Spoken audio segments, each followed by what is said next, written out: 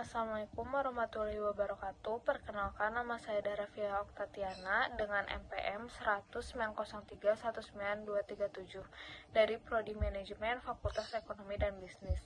Saya akan mempresentasikan tentang skripsi saya yang berjudul Analisis Pengendalian Manajemen Proyek Pembangunan Gedung Baru dengan menggunakan metode jalur kritis atau critical path method untuk mengoptimalisasi biaya dan waktu pada Puskesmas Batu Jajar. Infrastruktur berperan penting dalam pembangunan ekonomi. Menurut Bambang Gioritno, kepada bidang pembinaan konstruksi, pada artikel Kementerian PUPR, pembangunan infrastruktur dapat meningkatkan pertumbuhan ekonomi sekaligus mengantisipasi krisis ekonomi.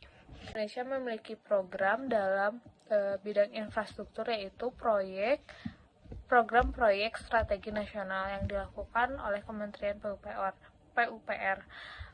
Salah satu programnya adalah pembangunan fasilitas kesehatan dan rumah sakit. Jika fasilitas kesehatan dan rumah sakit memiliki kualitas yang bagus, hal tersebut akan meningkatkan kualitas sumber daya manusia yang mempercepat pencapaian pembangunan nasional. Bangunan gedung baru Puskesmas Batu Jajar dilakukan oleh PT Jember Utama. PT Jember Utama adalah perusahaan kontraktor. Perusahaan ini dalam pembangunan gedung baru Puskesmas Batu Jajar belum menggunakan metode jalur kritis. Dalam pembangunannya mereka menggunakan pengalaman sebelum-sebelumnya saja untuk perencanaan pembangunan. Karena latar belakang yang saya sampaikan sebelumnya, maka penelitian ini dapat teridentifikasi.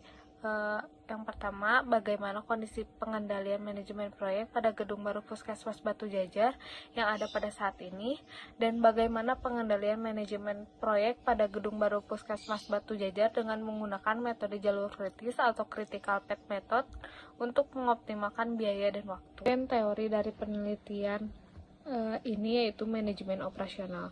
Menurut Heiser, Render, dan Munson, manajemen operasional adalah serangkaian aktivitas yang menghasilkan nilai dalam bentuk barang atau jasa. Adapun beberapa keputusan operasional yang salah satunya manajemen proyek. Middle teori penelitian ini yaitu manajemen proyek. Menurut Project Management Institute, manajemen proyek adalah aplikasi pengetahuan, keterampilan, alat bantu, dan teknik untuk memenuhi kebutuhan proyek yang dijalankan melalui proses planning, executing, monitoring, dan controlling dan closing. Aplikasi teori dari penelitian ini yaitu Critical Path Method atau CPM atau metode jalur kritis. CPM pertama kali digunakan pada tahun 1950 sebagai alat untuk membantu pembangunan dan pemeliharaan pabrik kimia. Menurut Heiser, Render, dan Munson, CPM dapat membantu untuk menjadwalkan dan memantau dan mengendalikan proyek. Metode penelitian yang digunakan pada penelitian ini yaitu studi kasus, melibatkan pengumpulan data yang menggambarkan sebuah kasus. Dan jenis penelitian yang digunakan yaitu menggunakan deskripsi kuantitatif, mendeskripsikan bagaimana pengendalian manajemen proyek pembangunan gedung baru Puskesmas Batu Jajar dengan analisis kuantitatif menggunakan critical path method untuk mengetahui waktu pengerjaan. Dapat dilihat pada networking diagram yang memiliki tanda panah berwarna merah yang memiliki nilai slack 0 atau kegiatan yang tidak bisa ditunda atau tidak memiliki waktu luang.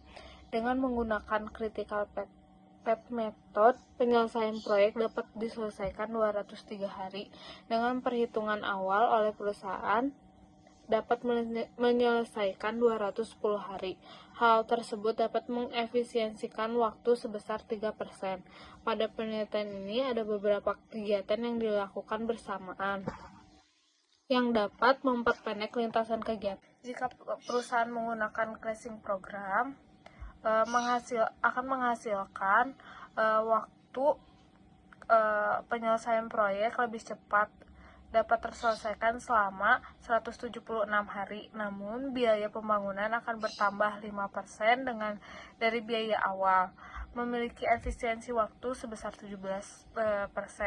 Biaya tersebut meningkat karena adanya biaya tambahan untuk upah pegawai karena adanya tambahan jam kerja selama 3 jam per hari pada kegiatan-kegiatan jalur kritis. Kesimpulannya, PT Jember Utama belum menggunakan critical path method proyek penyelesaian selama 210 hari dengan rincian pekerjaan persiapan, pekerjaan tanah, pekerjaan struktur gedung rawat inap dan rumah dinas, pekerjaan interior, pekerjaan lingkungan, dan pekerjaan lainnya. Sedangkan dengan menggunakan CPM, proyek dapat terselesaikan selama 203 hari, mengefisiensikan waktu sebesar 3%. Jika dilakukan perhitungan menggunakan crashing program, dapat mempersingkat waktu menjadi 173 hari, dapat mengefisiensikan waktu sebesar 17%, namun jika perusahaan melakukan crashing program, biaya pembangunan akan bertambah sebesar 5,3%. Sekian presentasi dari saya. Terima kasih. Assalamualaikum warahmatullahi wabarakatuh.